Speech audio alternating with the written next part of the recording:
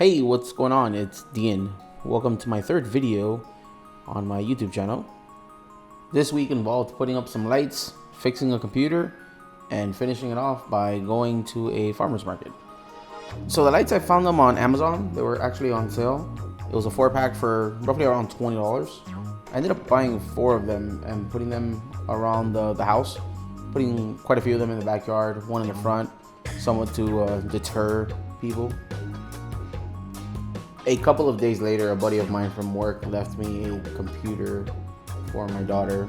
She's getting to that age where she wants to have things for her own.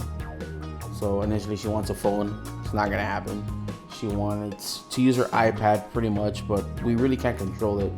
So I wanted something that I could control a little bit more and somewhat just let her play when I wanted to let her play.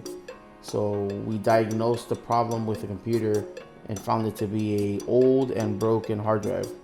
After a little bit of work, I took it apart and I replaced it with an SSD that I had here. In essence, it was ready to go. All I had to do was put the screen on, screw in the 600 Apple screws, and start the process of cleaning it up. Afterwards, I connected the mouse, the keyboard, hit Windows R to start a recovery, and then loaded Windows. Several days later. We live in a small city called Wellington, Florida, and every Friday since the start of the new year, they've been doing something called Twilight Green Market. It's essentially their take on a farmer's market. It tends to happen every Friday from 5 to 9. And a bunch of local crafters, food growers. There's a bonsai guy, people selling insurance. Essentially, it's local businesses. They'll come in and they'll obviously peddle their wares. And essentially, you're helping out the local market.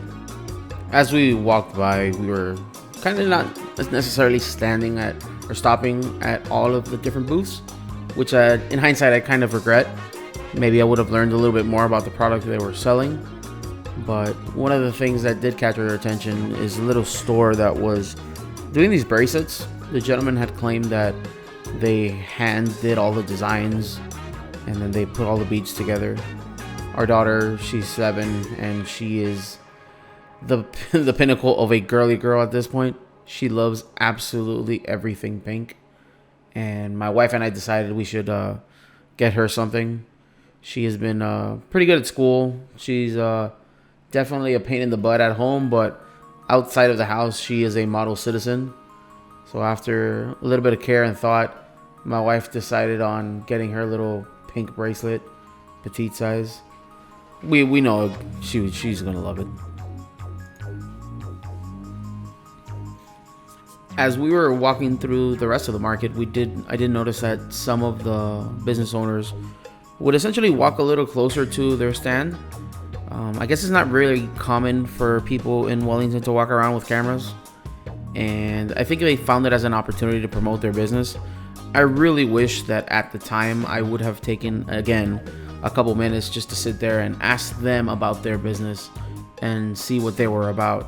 Maybe I could have learned a little bit more about the product and found something that would be useful to myself and my family. But being it as I'm completely green, I didn't have the foresight to actually just stay there and actually learn about the people and their business. Like I mentioned, there's a little bit of everything for most of the people that are coming out here, but my wife's one Achilles heel was this one spot selling empanadas.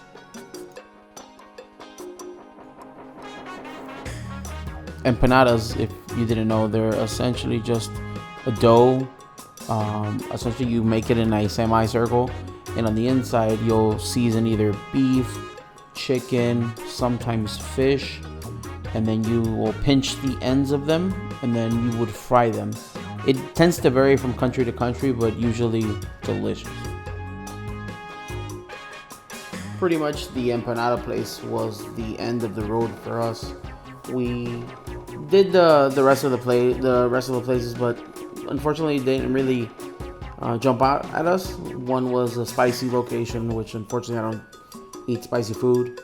And the other one was, I don't know, some extract of something there. Again, maybe I should have stopped and taken a look at it, but wasn't really interested. We ended up walking back, and we had decided that we're gonna try to give this another shot.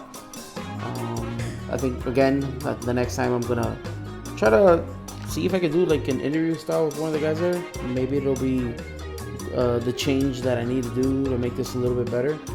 Also, it'll give a little bit more content. I just want to tell you guys thank you again for watching. If you are, I do appreciate it, and I'll catch you on the next one.